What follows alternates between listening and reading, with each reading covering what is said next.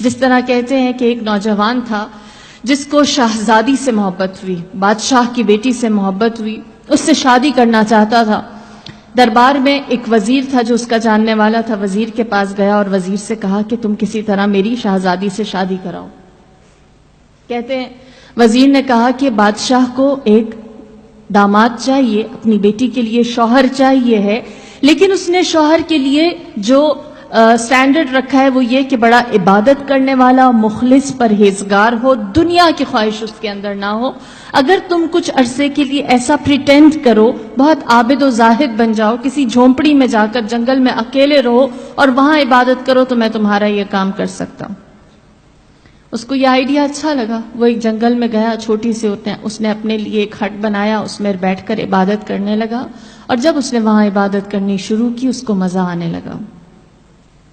یہاں تک کہ کچھ دن نہ گزرے تھے کہ وہ وزیر بادشاہ کو لے کر اس کی جھونپڑی میں آیا۔ بادشاہ اس کی جھونپڑی کے اندر گیا، جنگل میں اس کے چھوٹے سے گھر میں، ٹوٹے ہوئے گھر میں گیا اور اس نوجوان سے ملاقات کی، باتیں کی۔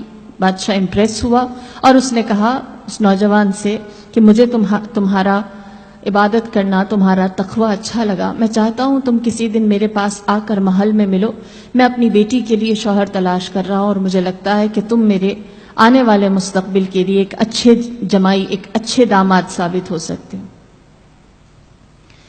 جب بادشاہ نے یہ کہا اس کو اپنی خواہش مل گئی۔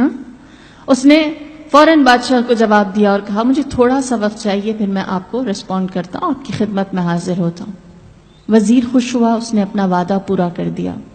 جیسے ہی بادشاہ اس جھونپڑی سے باہر نکلا ہے، پیچھے سے اس نوجوان نے اپنا ساز و سامان، اپنا بوریا بستر سمیٹا اور کسی ایسی جگہ چلا گیا جہاں اس کی کسی کو خبر نہ ہوئی، گم، لاپتہ، کسی کو علم نہ تھا وہ کہاں گیا، کیا ہوا۔ وزیر حیران ہوا کہ اس نے خواہش کی تھی، اس نے چاہا تھا اور میں بادشاہ کو ادھر لے کر گیا، پھر بھی وہ نہ ہوا۔ یہاں تک کہ بہت عرصہ گزر گیا، ایک ٹائم کے بعد اس وزیر کی ملاقات اس نوجوان سے ہوئی جس سے اس نے بادشاہ کی ملاقات کروائی تھی۔ لہٰذا اس وزیر نے پوچھا مجھے بتا جب تیری خواہش پوری کر دی گئی تھی تو کیوں چلا گیا، تو نے کیوں اپنی نیت، اپنا ارادہ بدل دیا اور اپنے اس ڈیسیجن سے ہمیں تم نے انفارم بھی نہ کیا۔ اس نوجوان نے کہا جب بادشاہ میرے پاس آیا میرے اس جنگل کے چھوٹے سے جھونپڑے میں اور اس نے وہ بات کہی جو میں سننا چاہتا تھا، تو اس وقت میں نے اپنے آپ سے سوال کیا، اتنی عبادت کی تو بادشاہ چل کر تمہارے جھونپڑے میں آ گیا، ایک آرزو، ایک خواہش کے پیچھے اگر میں اپنے رب کے لیے عبادت کروں تو کیا میرے دل میں میرا رب نہیں آ سکتا؟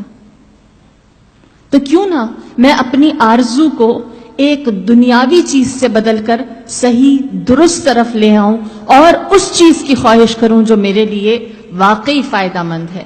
لہٰذا میں نے اپنی اس خواہش کو چھوڑا اور کہا میرے اس جھونپڑے جیسے دل میں اللہ کو بلاتا ہوں۔ تو یہ آرزو کا فرق ہے، یہ خواہش کا فرق ہے، یہ تمنا کا فرق ہے۔